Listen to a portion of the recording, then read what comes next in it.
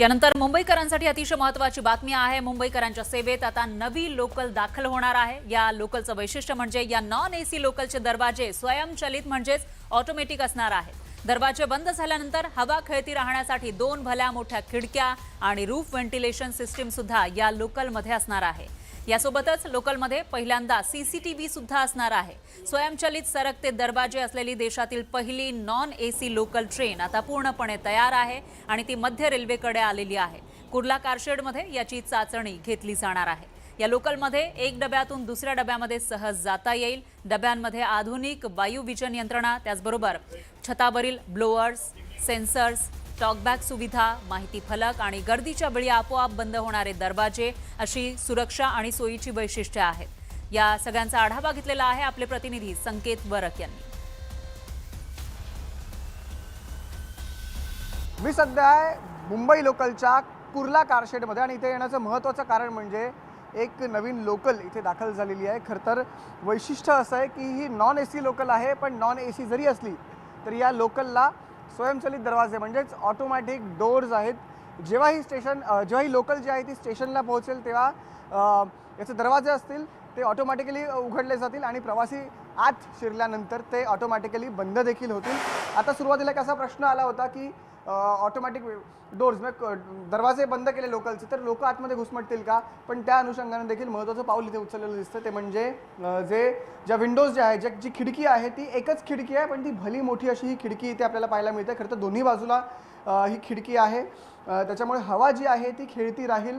त्याच्यामुळे लोकांची कुठेही घुसमट होणार नाही, सफोकेशन आपण ज्याला म्हणतो ते सफोकेशन होणार नाही।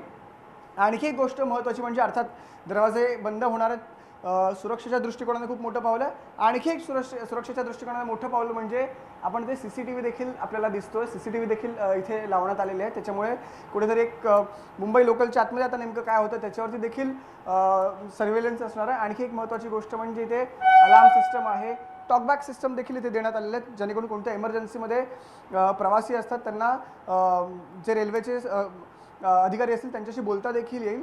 तर एकंदरीतच आपण जर संपूर्ण ही लोकल पाहिली तर एक नवीन लोकल जी आहे ती मुंबईमध्ये दाखल झालेली आहे। अर्थात आता या लोकलची जी आहे ती चाचणी होईल आणि त्यानंतर ही लोकल आहे ती स्टेशन टू स्टेशन जाईल आणि मुंबईकरांच्या सेवेत उतरेल। व्हिडिओ जर्नलिस्ट हर्षदसह मी संकेत वरक, news 18 Marathi, Mumbai.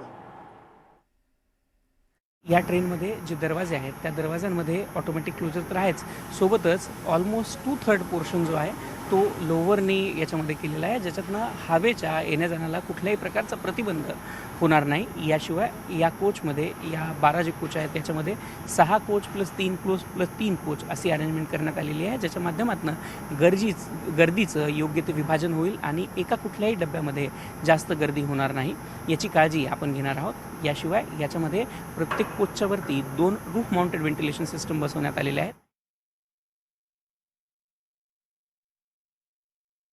RDSOची COCR trial झाल्यानंतर आपण या रेकला प्रवाशांसाठीचे जे ट्रायल असतात ज्याच्यामध्ये प्रवासी कोचमध्ये असताना त्यांना कुठल्याही प्रकारची अडचण होऊ नये, ज्याच्यामध्ये ऑक्सिजनचं पर्सेंटेज, ऑक्सिजनचं प्रमाण प्रॉपर राहावं किंवा बाकीच्या कुठल्या अडचणींना त्यांना सामोरं जावं लागतं आहे का याची आपण टेस्टिंग करणार आहोत। आणि या सर्व टेस्टिंगच्या माध्यमातून टेस्टिंग पूर्ण झाल्यानंतर आपण हा रेक प्रवाशांच्या सेवेसाठी आणि मुंबईकरांच्या सेवेसाठी बदलावासहित आणि जे काही आवश्यक त्याच्यामध्ये बदलाव करावे लागतील, चेंजेस करावे लागतील त्या चेंजेससह आणणार आहोत।